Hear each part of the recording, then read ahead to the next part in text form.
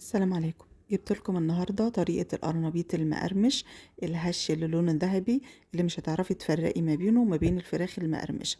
طريقته سهلة وبسيطة، تعالي ما نعملها سوا وهقولك ايه سر القرمشة بتاعته ولون الذهبي الجميل ده. انا جبت القرنبيط هنا تكون ملانة كده مش مفرغة، الوردات بتاعتها تكون جنب بعضها. قطعيها بقى صغير، كل ما تكوني مقطعاها صغير تشرب تتبيلة اكتر وتستوي معاكي بسرعة وتبقى طعمها حلو.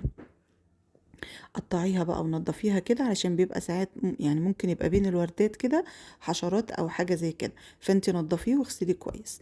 بجيب الحلة بقى وبحطه كده، ممكن ان احنا نرصه تبقى الجذور بتاعته تحت كده والورد بتاعه فوق، بس انا ما بعملش الخطوة دي، انا بحطه عشوائي كده في قلب الحلة وبرش عليه رشة ملح ورشة كمون. لازم رشة الكمون علشان الريحة اللي بتبقى تطلع كده من القرنبيط وقت السلق يعني مش ما بتبقاش لطيفة قوي، فهو ريحة الكمون دي هتضيعها. بحط المية عليها بحيث ان يكون الزهرات باينة من فوق كده. هسيبها بقى تقريبا يجي ربع ساعة، ما تخليهاش طرية قوي ولا تنهري منك. بعد كده هجيب 4 بيضات صغيرين، وممكن لو البيض الكبير تحطي 3 بس.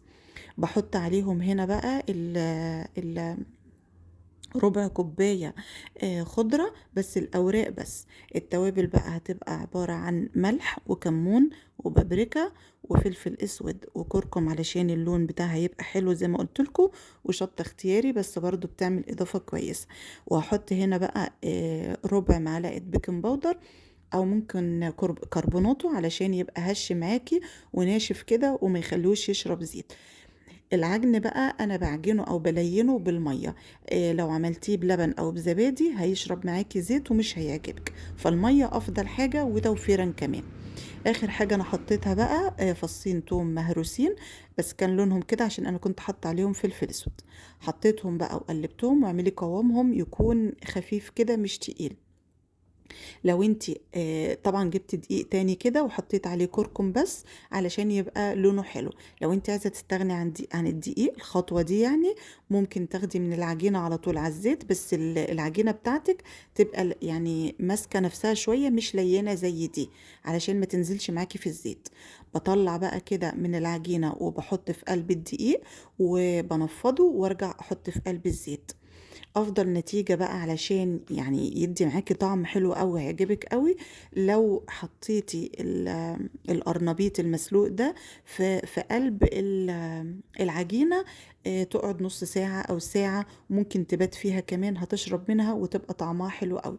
انا كمان بعد ما صفيت القرنبيط بعد ما استوى، رشيت عليه رشة مية كده من الحنفية، اللي هو ينزل مية السلق دي كمان عشان يبقى ريحته افضل كمان.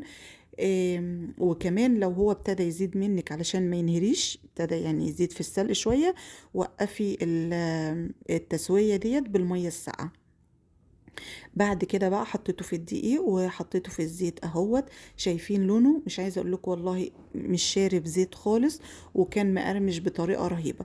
بالنسبه للزيت بقى، بعد ما خلصت الكميه كلها الآلية اللي انا قلتها، مش عايزه اقول لكم والله العظيم الزيت تقريبا زي ما يكون فضل، هو حاجه بسيطه خالص اللي قلت منه.